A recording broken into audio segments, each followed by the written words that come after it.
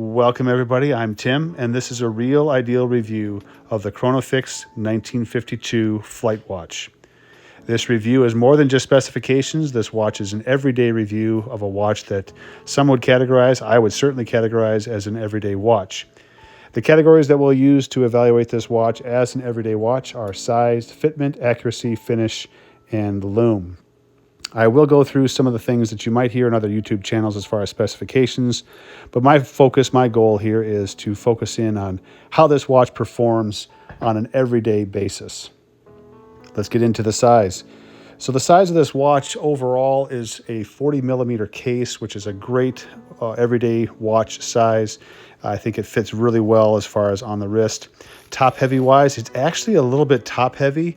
I have a Seiko Samurai, which I would consider much more top heavy than this watch, but this watch is leaning towards that category of being a little top heavy. The bracelet helps counteract some of that weight up on top, and the overall dimensions of the watch case itself lends itself to that. The dial, as you see here, is a little smaller. When you get a watch that has a calculator, a logarithmic calculator on it, you end up compressing the dial and some of the information on the timekeeping functions. So the dial does appear a little bit smaller as a result, so the size of the dial is affected by that. Moving on to fitment, there are 4 micro adjustments on the clasp of this watch. Keep in mind that those are 4 positions. You'll actually have 3 places to move the micro adjust. So really there's only 3 adjustments that you can make. But 3 is much better than the typical Seiko 3 position micro adjustments, which leaves you 2. So this watch, you can fine-tune the adjustments or fine-tune the fitment for your watch much better than most other watches. Also, the bracelet on this watch goes from 20 millimeters at the lug down to 18, makes it much more comfortable to wear. I don't know for sure if this is a high contributing factor, but because it narrows down and you have a little less weight on the bottom side of the bracelet, that maybe this contributes to a little bit of that top-heavy feeling anyway, whether or not it's an actual measurable top heaviness. It's just a sensation I have when I wear this watch compared to other watches such as the Kamasu. The Orient Kamasu is very much balanced as far as the top and bottom weights and just the feel on the wrist as you're doing activities. So the accuracy on this watch you're going to find to be outstanding. It's a Miyota 9000 series movement, which gives it a 4K smooth second sweep. This is one of the attractive features of this watch, and why I bought this watch was primarily for the sapphire crystal, the movement, and then also the durability of the case and bracelet. So those are the things that I generally look at when it comes down to an everyday watch, something that I wouldn't mind wearing under circumstances such as you're seeing now. Keep in mind that this is more of a maintenance type video. Did some hiking and camping, and so it doesn't have a lot of the power tools that I typically use on a daily basis with my lawn care maintenance business, but it happened and it's there. But as far as accuracy goes, before and after, as far as the measurements on a time grapher, no change whatsoever. The 9000 series movement is outstanding. I think it does a great job.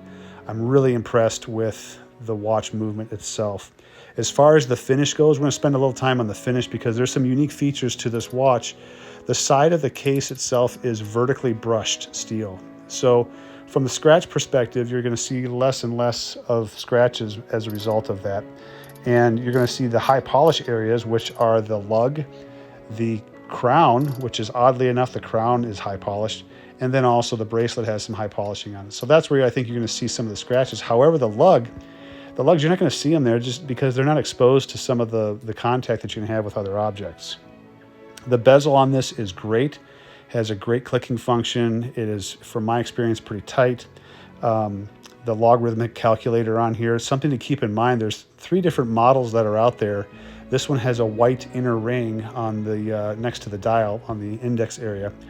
And then the 2 other models that I've noticed out there are either all black or all green. So it's very dark. And so when I saw this one with a white inner ring on the logarithmic calculator, that's what was the selling point. That was the this is the watch to get moment. So I think that's really a good finish. The sapphire does have AR coating, so as far as anti-reflective nature or preventing that, does a great job with that as well. The logarithmic calculator, I want to spend a little time on that too, because the logarithmic calculator, although intimidating, when you look and see the number of numbers on there, the calculations that you can make, It is something that it's easy to learn. Spend a little time on YouTube, look it up on the internet, in the interwebs there, and learn how to use that calculator. It does have some great conversion functions, some great calculation functions.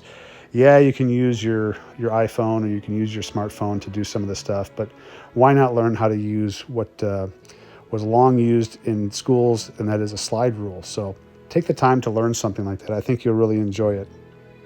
On to loom. I don't have a loom shot of this, but you don't really need to worry about it because the loom on this is maybe average, probably below average when it comes down to that early morning measurement. What does it look like in the early morning? It's there, but it's not something that when you look at it, say at 3, 4, 5 in the morning, that you can easily look at it without kind of rubbing your eyes a little bit and doing a double take on this. It's not like the Orient or the Seikos that I've reviewed so far. And I think you'll find that this loom on this watch it's adequate, but just barely when it comes down to those early morning readings for a guy like me with weak eyes.